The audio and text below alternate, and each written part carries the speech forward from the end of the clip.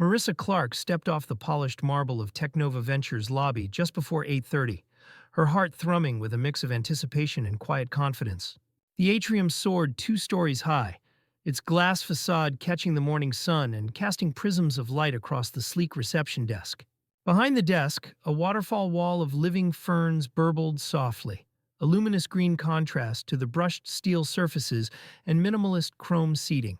She paused to smooth the lapel of her tailored navy blazer, a perfect balance of authority and approachability, and took a deep breath, inhaling the faint aroma of artisan coffee drifting up from the cafe kiosk. Her resume, encased in a slim leather folio, felt reassuringly weighty in her hand. Years of work at Fortune 100 companies had sharpened her skills in product scaling, cross-functional leadership, and high-stakes P&L management. But today was not about past accolades. It was about the future of Technova's flagship platform and the vision she intended to bring. As she presented her credentials to the receptionist, a crisp business card exchanged, a polite nod, a discreet scan of her ID badge, Marissa felt the unspoken promise of possibility humming through the lobby. A young associate in a charcoal suit met her at the elevator bank and escorted her to Suite 18B, where the Chief Technology Officer, Elena Ramirez, was waiting. Elena's office overlooked the city skyline, floor-to-ceiling windows framing a panorama of cranes and glass towers. At a walnut conference table sat 3 senior engineers, prototypes of VR wearables and AI-powered drones arrayed before them. Marissa offered firm handshakes, her voice warm as she introduced herself. "I'm thrilled to be here, Ms. Ramirez, and thank you for the opportunity." The CTO's eyes, dark and curious, swept Marissa's resume spread on the table. "Your work leading global rollouts at Arcadia Corp was particularly impressive," Elena said. "Tell us about the biggest challenge you faced there." Marissa leaned forward, planting her forearms on the table. "We had to scale from a dozen markets to 50 in under 6 months," she began, her tone direct. "Our cloud infrastructure buckled under peak loads, and we risked losing critical data. I coordinated a cross-continental task force, partnering with DevOps in Singapore, security teams in Dublin, and local engineers across North America. We re-architected our microservices, implemented auto-scaling policies, and ran daily sprints until the system stabilized. Within 4 weeks, our uptime exceeded 99.9%, and we met our expansion timeline without sacrificing performance." As she spoke, Marissa clicked through her tablet, diagrams of network topology charts, sprint burn-down graphs, and real-time performance dashboards. The engineers leaned in, nodding at each metric. One young architect offered a follow-up. "How did you balance security with rapid deployment?" Marissa described her secure-by-design approach, embedding DevSecOps gates into the CI/CD pipeline, mandating automated code scans, and establishing a rapid incident response protocol. By the time she finished, the CTO and her team were exchanging impressed murmurs. Next, Marissa met with Dana Cho, head of product, in a sunlit corner office overlooking the innovation lab. Armed with a passion for user-centric design, Marissa sketched on a whiteboard her proposal for Technova's next feature set: adaptive UI flows driven by machine learning user profiles, seamless API integrations to reduce time to market, and microtransaction marketplaces to open new revenue streams. She cited data from her user experience studies, heat maps of click behavior, retention curve analyses, A/B test results, painting a granular portrait of how incremental UX tweaks could boost engagement by 15–20%. Dana tapped her pen thoughtfully. "You're clearly deep in the weeds of product strategy," she said. "Few candidates can cite live metrics as fluently as you just did. Tell me, where do you see Technova's platform in 2 years?" Marissa's eyes brightened. She launched into a bold vision: a global AI-driven marketplace that matched enterprise customers with real-time analytics, leveraging edge computing to optimize latency, and integrating blockchain-backed contracts for secure transactions. She outlined a phased rollout: pilot in 3 verticals the first quarter, strategic partnerships with key Fortune 500 clients in the second, and an open developer ecosystem by year's end. When she finished, Dana rose and extended both hands. "Marissa," she said, voice warm, "I'd love to see you take this vision to the executive team." As Marissa left the office, her folio lighter but her conviction stronger, she sensed the shift in every hallway glance. every polite nod. The grand interview had been more than a formality.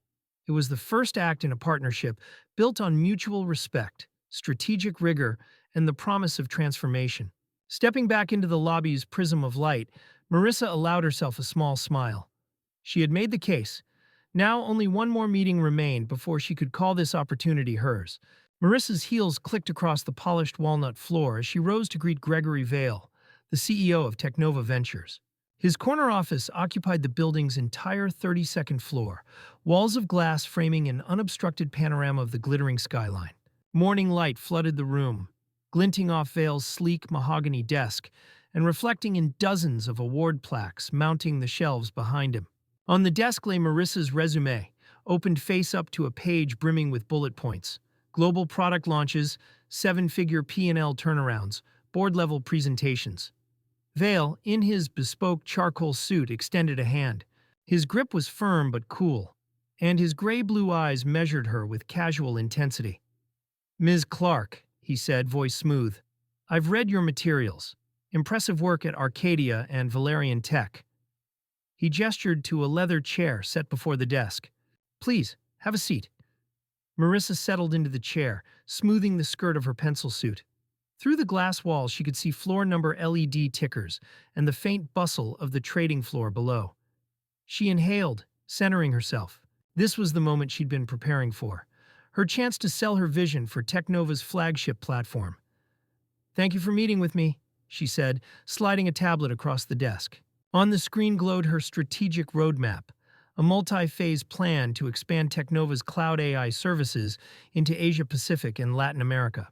"I believe," she began, "that by leveraging adaptive machine learning models and a revamped microservices infrastructure, we can increase user adoption by 30% and unlock at least $50 million in new annual recurring revenue within 12 months. Vale picked up the tablet, scrolling through her slides. As each graph and projected KPI passed beneath his fingertip, his expression remained neutral. No lean forward of enthusiasm, no quick nods of agreement. He tapped twice on the tablet and set it aside. "Your vision is ambitious," he said, steepling his fingers.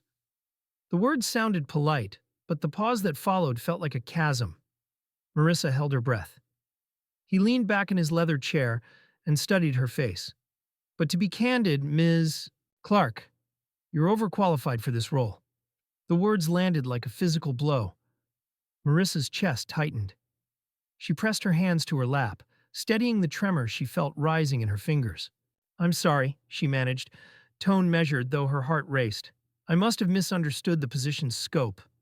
I believed you were seeking a director of global product strategy." Vale's lips curved in a practiced half-smile. "That's precisely why we interviewed you," he replied. "Your track record at Arcadia Corp and Valerian would indeed befit such a title. But here at Technova, we're looking for someone to grow with us, someone who won't outstrip the company's current infrastructure. You have exceptional experience, Ms. Clark, but it's not the right fit for where we are today." Marissa swallowed, replaying his words in her mind. Overqualified. Won't grow with us. Not the right fit. Dismay flickered across her cheeks before she could catch it. "I understand," she said, voice firm. "Technova is at a pivotal stage. I only want to ensure we don't leave potential on the table." Vale stood and walked behind his desk, hands resting on the edge. He looked out at the city skyline for a moment, as though gathering his thoughts from the distant horizon. Then he turned back to her. "Don't take my words as a knock on your capabilities," he said, "but frankly, we need someone who can wear multiple hats. Marketing liaison, partnership manager, product evangelist, all at once. Our budget and headcount won't support a specialist of your caliber. We have to be realistic about onboarding costs and organizational dynamics." Marissa nodded slowly, though every fiber of her being bristled at the implication that her broad expertise was a flaw, not a strength. She forced herself to speak crisply. "I appreciate your candor, but I also believe that investing in senior leadership can accelerate growth and attract capital, especially if we can demonstrate runway for the initiatives I've outlined." Vale folded his arms. "I'm not saying you wouldn't deliver results," he admitted, "but results take time. We need someone who can make immediate tactical contributions without commanding a C-suite salary." "I'm sorry, Ms. Clark, but we'll have to move forward with a different candidate. A sudden stillness filled the office. The glass walls, the trophies, the city beyond, all seemed to recede into a muted backdrop for her disappointment. Marissa rose, offering a steadying nod. "Thank you for your time," she said quietly. She picked up her folio and closed it with deliberate calm. "I enjoyed our conversation." Vale gave a brief sympathetic nod, but offered no hand to shake. At the door, Marissa paused, turning to face him. "I hope you find the right person," she said, voice sincere. "And if you ever decide you're ready for a true growth partner, my resume will be right here." She tapped the folio's cover. He watched her for a moment, expression inscrutable, then responded, "I'll keep that in mind." His tone was neither warm nor cold, just neutral as she exited. In the lobby, the receptionist offered a polite smile, but Marissa could see the flicker of curiosity in her eyes. Marissa gathered her composure, smoothed her blazer, and stepped into the cool air of the morning. As she walked down the block, the late-model sedans and polished facades of Technova Ventures glinted behind her, emblematic of a promise deferred, but not denied. She reached into her folio for her business card and pinched the top corner, reminding herself this was not a failure, but a turning point. With each step, determination solidified in her spine. She would channel this experience into her next move, and when the time came, she would ensure no executive could ever dismiss her brilliance as too much again. Marissa Clark guided her polished pumps across the plush carpet of Technova's Human Resources suite, the walls punctuated by abstract art prints and motivational posters. Innovate, collaborate, thrive. That now felt like thin veneers over the tension in the air. She clutched her leather folio to her chest as she followed Tanya Simmons, the recruiter whose name had already buzzed through her head since that corner office meeting. The HR bullpen was a glass-walled enclave overlooking the trading floor below, rows of ivory desks, humming with the quiet clicks of keyboards and soft breathing of headsets. Tanya's office sat at the far corner, a broad expanse of frosted glass that bore her name in silver vinyl. Tanya Simmons, talent partner. When Tanya stood to greet her, Marissa noticed the way her tailored emerald dress hugged a petite frame and how her glossy bob caught the overhead light. Tanya extended a hand, palm up, exactly at belt level, a gesture that bespoke control. "Marissa," she said, her voice smooth like polished stone, "please have a seat." Marissa slid into the guest chair, heels clicking once against the steel leg. Tanya settled behind a sleek walnut desk and offered Marissa a bottled water. "I've reviewed your interview with Gregory," Tanya began, leaning back. "It sounds like he was sincerely impressed by your credentials." She paused, offering Marissa a quizzical look. "Yet, he felt you were overqualified. Could you walk me through your reaction?" Marissa set the water on the desk and exhaled slowly.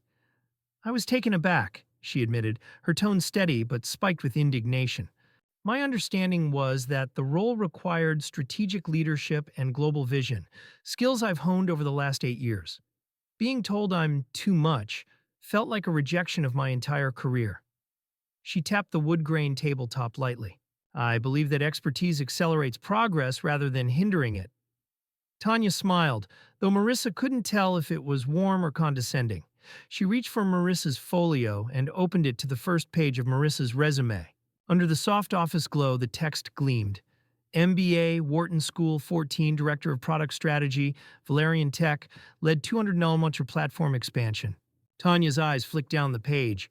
Global market penetration metrics, cross-border team leadership, board-level presentations, 3 patented algorithms.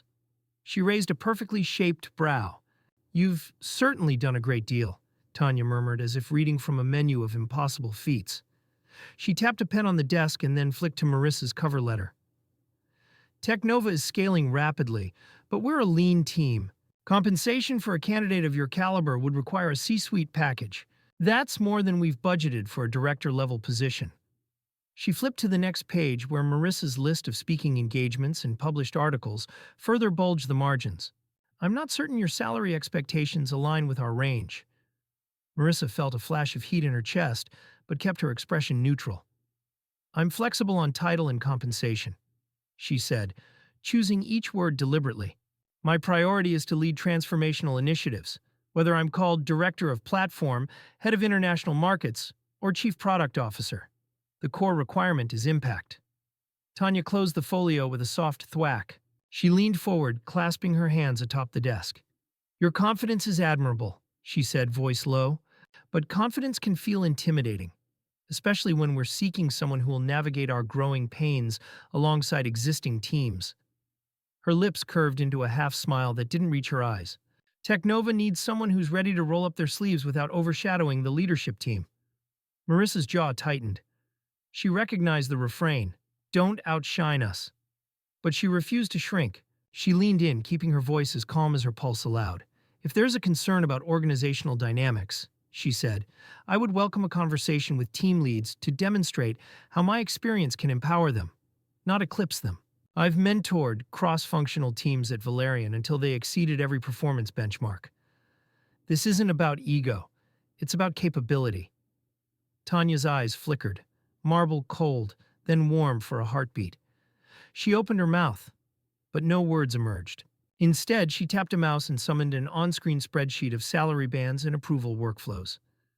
I'll be honest, she said at last. Your resume, your track record, it's both a blessing and a challenge for us. We'll need executive buy-in to adjust our salary and title, and to do that, we'll need data. She swiveled her monitor so Marissa could see monthly revenue growth, headcount forecasts, and funding runway timelines. If you can demonstrate in writing why an expanded role and budget will deliver a 3x ROI, I'll take it to the board. Marissa studied the projections, columns of numbers predicting headcount growth, burn rate, recurring revenue. She nodded, feeling determination tighten in her chest. I can draft a business case by tomorrow morning, she promised. I'll quantify the impact of my proposed initiatives, market expansion, strategic partnerships, product roadmap acceleration, and align them with your KPIs. Tanya extended her hand. Very well, she said, the smirk finally giving way to professional respect. Let's see what you got. As Marissa stood and shook Tanya's hand, she realized that the real interview was only just beginning. The folio at her side was no longer simply a record of past achievements, but a blueprint for the next chapter, one she would write in bold, unignorable strokes. And as she walked out of the glass-walled enclave, she carried the promise of proving that overqualification was merely code for undervaluing potential, and that she would shatter that ceiling with the force of her undeniable results. Later that afternoon, Marissa returned to the lobby to swipe out her visitor badge. The atrium's glass roof drenched the space in waning sunlight, turning the waterfall wall into molten emerald. She approached the front desk kiosk, a sleek touchscreen terminal on a brushed steel stand used by interns and consultants to check in and out. As she tapped her badge, a calendar notification popped up. Exit survey optional. She ignored it, scrolling through the checkout options. Then she noticed it, a lone Windows laptop, its lid cracked open on a side table where polished brochures and branded pens usually sat. Its screen was locked, displaying the corporate login screen with a blinking cursor in the username field. Above the keyboard, a paper note in courier font read, Executive Dossiers, Private, Do Not Touch. Marissa's pulse quickened. She glanced around, no security cameras, no receptionist within sight, and the coffee-sipping executives all clustered near the elevator bank. The temptation felt almost tactile. She tapped the sign-in button and swiped her badge across the reader. No badge required. The screen flickered. Welcome, guest. Her heart pounded as she typed CEO into the search bar, fingers flying over the laptop's keys. The file list populated Gregory Vale, Dossier, PDF, Board Minutes, Q3, 2020 PDF, CFO Severance Agreement, PDF. Marissa hesitated only a moment before clicking the first file. The dossier opened to a glossy resume. Vale's polished headshot in a corner, his name embossed at the top in corporate blue.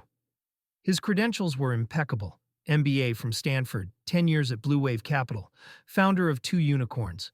But as Marissa scrolled, she noticed red handwritten notes scrawled in the margins. Notes that hadn't originated from a consultant's pen. 15mm outer advisory fee to unnamed offshore entity? Explain. Timeline gap Q2, Q3.1. No board minutes. CFO inquiries retracted. Pending non-disclosure on Delaware suit. Seal before release. Her breath caught. She clicked to the next page. a scanned email thread between Vail and the former CFO Charlene Myers. In the subject line, urgent, Q3 reporting irregularities. Below, Vail's terse message, I need this under wraps. The board cannot see these discrepancies. And with it, a satiny PDF attachment titled, Draft Severance Agreement, Confidential. Marissa felt a chill as she scrolled through the severance terms. A six-figure payoff, a strict non-disparagement clause, and a requirement that Myers acknowledge no wrongdoing on the part of Technova Ventures. She realized that the jigsaw puzzle of tombstone transactions at Valerian had been small potatoes compared to this. Vail had orchestrated a hush-money exit for his CFO after Thomson Analytics uncovered a $7.2 million wire transfer to an unnamed shell corporation. Her hands trembled as she mouse-clicked again, opening the board minutes Q3 2024.pdf. The minutes were pristine until the final page, where a redacted note blotted out a sentence, discrepancy in offshore revenue reporting. It was clear, the board had been deliberately kept in the dark. Marissa leaned back, mind racing. The dossier was more than a resume. It was proof of executive malfeasance. She glanced at the reflection of the atrium's ferns in the laptop's screen, then down at her own resolute face. She could publish this, expose Vail's secret, and bring him down. But she also recognized the risk. Unless she verified the source, she could be branded a corporate spy. Footsteps clicked across the marble, and Marissa snapped the laptop shut. She left it exactly as she found it, only sliding the brochure stack slightly over the keyboard to obscure the note. She withdrew her badge from the reader long after the terminal had reset to its welcome screen and walked out of the atrium with measured calm. In the elevator, heart still racing, she opened her purse and retrieved a slim USB drive. Her fingertips brushed the device as if awakening a coiled spring. At home that evening, she would bypass the laptop's security protocols and decrypt the files, confirm the authenticity of every red-flagged annotation. Tomorrow, she would decide whether to confront Vail, share the dossier with the board directly, or go public. For now, the dossier's secrets lay buried in the ciphertext of her flash drive. But Marissa Clark understood one immutable truth. In the halls of power, nothing was too sacred to escape scrutiny, and seconds later, her resume had revealed a CEO's darkest secret. That evening, Marissa sat at her apartment's sleek glass desk, the dossier files open on her laptop's dual monitors. The city lights glittered through the window behind her, but the view held no comfort, only the weight of the evidence she'd uncovered. Gregory Vail wasn't just overpaid, he'd orchestrated a covert payoff to his CFO, buried a multi-million-dollar offshore transfer, and scrubbed board minutes to hide glaring revenue discrepancies. She replayed the dossier PDF in her mind, the red ink margin notes, the scanned email from Vail demanding silence, the severance agreement's gag clause. If she went public, Technova's stock would plunge, Vail's reputation would collapse, and she'd become the epicenter of a corporate firestorm. Yet staying silent would betray every ounce of her integrity. Marissa drafted a secure email to her personal address, encrypted with a timestamp and two-factor authentication. She attached the dossier files and wrote, Subject, Evidence of Executive Misconduct. Please confirm receipt body. Valerie, this is top priority. Download and verify. We discuss next steps tomorrow. M. Her friend Valerie Kim, a compliance attorney at a big law firm, would know how to channel the evidence without alerting Vail's inner circle. Marissa hit send and watched the read 8:47 p.m. notification pop up almost instantly. Replaying the moment on the front desk laptop, she realized how seamlessly Vail's files had lain exposed, but also how she'd risked detection. She penned a short note to Tanya Simmons. Tanya, I discovered confidential board materials on the lobby kiosk. I have copies for you and the audit committee. Please advise on next steps. She pressed send, fingers trembling. In that instant, HR was now on notice that she possessed evidence of Vail's malfeasance. The next morning, Marissa arrived early at Technova's lobby. The front desk kiosk bore no sign of the laptop. Brochures and pens were neatly arranged as if untouched. She passed through security and headed straight for Tanya's office. Her badge granted her entry. Tanya looked up, surprise flashing in her eyes. Marissa, she said, voice guarded, I got your message. She gestured to a visitor's chair. Is it? Marissa placed a folder on Tanya's desk. Everything you need, she said, laying out the printed dossier, the severance agreement, and the email thread. Tanya's composure flickered as she skimmed the pages. Marissa explained calmly, "I won't stand by while the board and our employees remain in the dark. You can protect me through whistleblower protocols, or I'll take this to the audit committee and the SEC." Tanya's jaw clenched. She stifled a groan and slid a confidential report across the desk. "I'll convene the audit committee by 10 a.m., she said, voice low, "and I'll introduce you as a concerned insider. You'll have legal protection." Relief and adrenaline surged through Marissa as she left Tanya's office. By mid-morning, the audit committee met behind closed doors. Marissa provided her digital copies, time-stamped, unaltered, and fielded questions from the general counsel and two independent directors. When she recounted Vale's email ordering the CFO's gag, one board member's knuckles whitened around his pen. Within hours, a terse internal memo went out. "All hands meeting today at 4 p.m. Subject, executive leadership changes." Marissa's phone buzzed incessantly with news alerts. The New York financial press had picked up on the memo and speculated about a sudden leadership shakeup.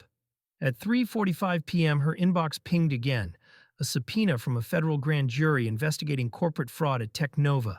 In the cavernous auditorium at 4, employees packed the seats, faces ranging from confusion to outright glee. Gregory Vale stood on stage beside the board chair, but leaned heavily on the lectern, eyes bloodshot. The chair cleared his throat. Effective immediately, Gregory Vale has stepped down as CEO to assist with ongoing inquiries. "We have appointed interim COO Dana Cho to lead the company through this transition. We thank Ms. Diocese Sineking Marissa Clark for her courage in bringing these issues to light."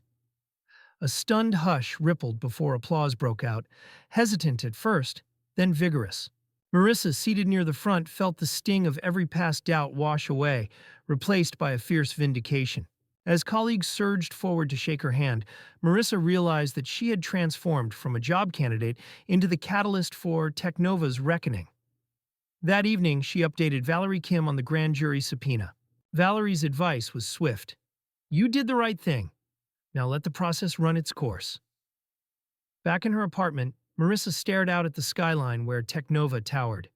She thought of the overqualified label Vale had pinned on her, and smiled.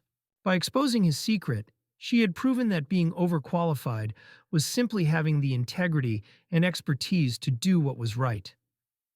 Technova's future was uncertain, but hers had never been clearer.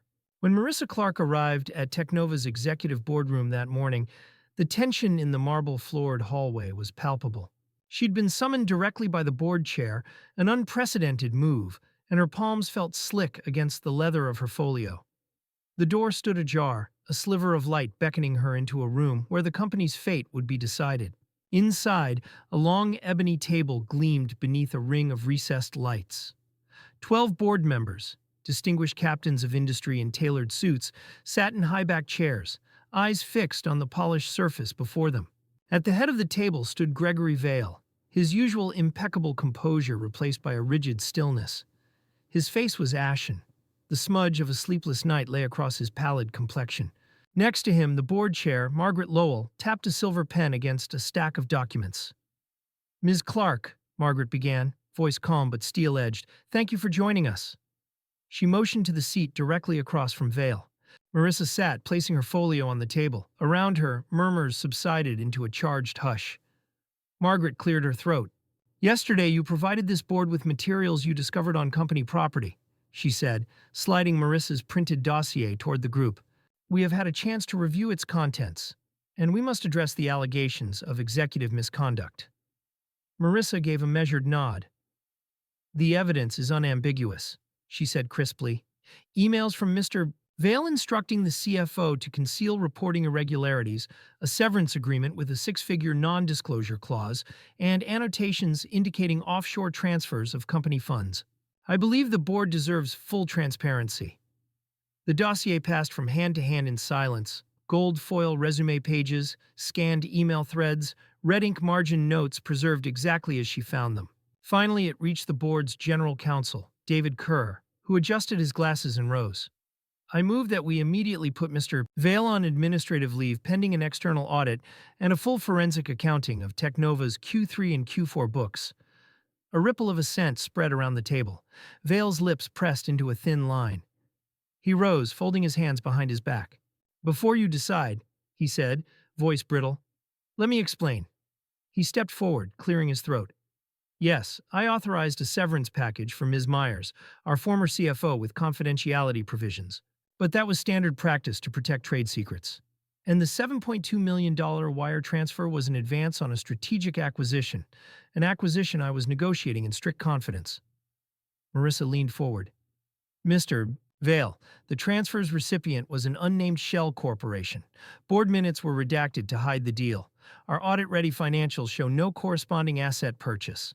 The so-called strategic acquisition never closed." A murmur of disbelief cut through Vale's explanation. Margaret Lowell cleared her throat. "These are serious discrepancies," she said. "Dr. Clark's evidence suggests potential fraud and breach of fiduciary duty." She turned to David Kerr. "Proceed with the motion." David nodded and called for a vote. 11 hands rose in favor. Only Vale's remained on the table. The chair's gavel sounded with finality. "It is decided," Margaret declared, "that Mr. Gregory Vale is placed on administrative leave effective immediately. The board will appoint an interim CEO and engage an external auditor to conduct a forensic investigation." A hush fell over the room as Vale sank back into his chair, eyes downcast. The board's COO, Dana Cho, rose to address the group.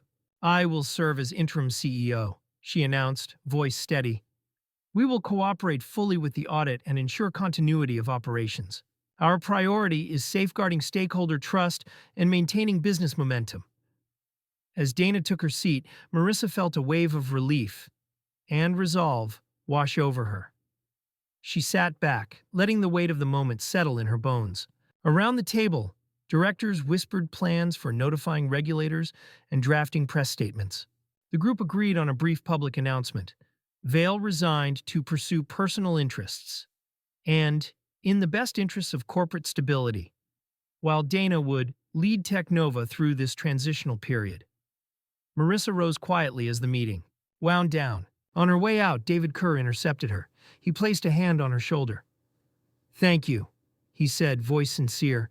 "Your courage brought this to light. The company owes you a great debt." In the corridor, executives paused to offer Marissa nods of respect, even some who had doubted her earlier. The receptionist peeked from behind her desk, offering a tentative smile and a whispered, "Congratulations." Later that day, the financial news networks lit up with Technova's story. CEO ousted amid whistleblower revelations. Technova's stock tumbles on malfeasance allegations. New interim CEO promises transparency. Marissa watched the headlines scroll across her phone, heart racing with the gravity of her impact. That evening, as the city lights shimmered outside her apartment window, Marissa reflected on the journey that had brought her here. From overqualified candidate to whistleblower to architect of corporate accountability. She closed her eyes and drew a slow breath, knowing the real work had only just begun. Guiding Technova to rebuild trust, strengthen its governance, and prove that integrity, not secrecy, would chart its future course. The morning sun shone through. The floor-to-ceiling windows of Technova's newly branded Integrity Center, a repurposed event space on the executive level, its walls now emblazoned with the company's new Integrity First charter in bold cobalt letters. Marissa Clark arrived at 8 a.m., the corridor unusually quiet for such a pivotal day. In her hand, she carried a single folder, the signed board resolution appointing her interim chief operating officer, alongside her personal notes for the all-hands town hall. By 8:30, the auditorium was filled. Every department representative, from software engineers to sales associates, crammed into the tiered chairs. The air crackled with anticipation. Employees whispered about Marissa's meteoric rise, about the ouster of CEO Gregory Vale, and about today's promise of a fresh start. On stage, a single podium faced them, flanked by 2 projection screens displaying the Integrity First banner and a live feed of remote participants joining from global offices. Marissa stepped onto the stage in a crisp white blouse and charcoal trousers, her customary power outfit, and the room fell silent. She took a steadying breath before speaking. "Good morning, everyone." Her voice rang clear. "Last week, we faced our company's greatest crisis. An executive's misconduct threatened not only our finances, but our core values. Today, we turn the page. She clicked a remote and the first slide appeared. Core Pillars of Integrity First. 4 bullet points lit up in sequence. Transparency and reporting, ethical accountability, inclusive leadership, continuous improvement. Transparency means, Marissa explained, that every financial statement, every board decision, and every compliance report will be readily accessible, within reason, to stakeholders. We've already published a summary of the Q3 audit on our intranet, along with detailed footnotes explaining each irregularity we found. She paused, letting the magnitude sink in. From now on, if any employee uncovers a concern, no matter how small, our new whistleblower hotline and ethics committee will guarantee that your voice is heard and acted upon. A ripple of applause echoed through the hall. Marissa advanced to the next slide. Immediate actions taken, listing 6 initiatives already underway. Engaged an independent forensic audit firm. Report due in 30 days. Placed internal controls under a rotating team of finance and legal specialists. Reconstituted the Audit and Risk Committee with 2 new independent directors. Launched mandatory ethics and compliance training for all employees by quarter end. Published a zero-tolerance policy on retaliation for reporting concerns. Appointed a chief ethics officer to Marissa's leadership team. I committed to action, Marissa said, scanning the faces before her, and we've delivered, fast. But action without culture is hollow. That's why I'm asking each of you to sign the integrity pledge we've printed at your seats. It's a simple promise to speak up, to hold ourselves and each other accountable, and to put our customers and colleagues before convenience. She stepped away from the podium and approached the side tables, where glossy pledge cards lay stacked, alongside pens. Hesitant at first, employees rose and formed a line. One by one, they signed in plain view of their peers, murmuring words of encouragement to one another. Sarah, in marketing, whose internship Marissa had once championed, signed with a flourish. Javier, in support services, looked up at Marissa and nodded, solidarity shining in his eyes. While the audience signed, a quiet orchestra of clicks and scribbles filled the room. The live feed showed remote teams in Bangalore, London, and Sydney doing the same. The pledge exercise took 10 minutes, enough time for a sense of collective purpose to ripple through the company. By the time the last card was signed, the auditorium buzzed not with gossip, but with a palpable unity. Marissa returned to the podium for the final segment. Vision for the next 100 days. She mapped out a roadmap. Week 1-2. Publish full forensic audit terms. Establish permanent ethics and compliance office. Week 3-6. Roll out updated financial controls. Integrate predictive analytics to flag irregular transactions. Week 7-10. Conduct interactive integrity workshops across all departments.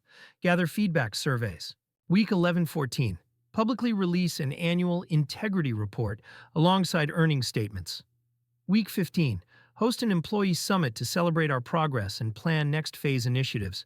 As she detailed each milestone, slides illustrated projected improvements: a 40% reduction in compliance exceptions, a 25% uptick in employee engagement scores, and a projected 10% rebound in customer retention. Colleagues nodded and took notes. Team leads whispered excitedly about integrating the new controls into their sprints. When she closed with, "Together we will build a Technova that thrives on trust, not shortcuts." The applause that followed was thunderous, sustained, and heartfelt. Even the veteran engineers, often the toughest crowd, stood and cheered. After the town hall, Marissa circulated, fielding questions and suggestions. She spoke with Marcus, a senior developer who raised concerns about potential bottlenecks in the new reporting process. She promised to task a rapid response team to streamline the flow. She chatted with Aisha from finance, now newly appointed as the company's first chief ethics officer. They sketched out initial hiring plans for the compliance division. That evening, Marissa retreated to her office overlooking the city lights. On her desk sat the signed integrity pledge cards, a stack of 500 documents marking every employee's vow. She reviewed the day's press coverage. Technova's new era of accountability read one headline: "Employees embrace integrity first," bannered another. Social media feeds buzzed with praise. Former Vail skeptics tweeting "Shark integrity first," and LinkedIn posts lauded Marissa's courageous leadership. Marissa closed her eyes, recalling the moment Vail had told her she was overqualified. Then the hush of the lobby as she uncovered his secret. The boardroom's decisive vote, and now this crescendo of unity. She reached for her Wharton diploma. still framed on her office wall, and traced the embossed seal with her finger. That seal had opened doors. More importantly, her integrity had transformed an entire company. In the soft glow of the city beyond, Marissa Clark affirmed her commitment to lead not with ego, but with principles, not for personal gain, but for the collective good. And as she shut down her workstation, the final lines of her chapter as Technova's interim COO were clear. Tomorrow she would wake to see how far integrity first could carry them all.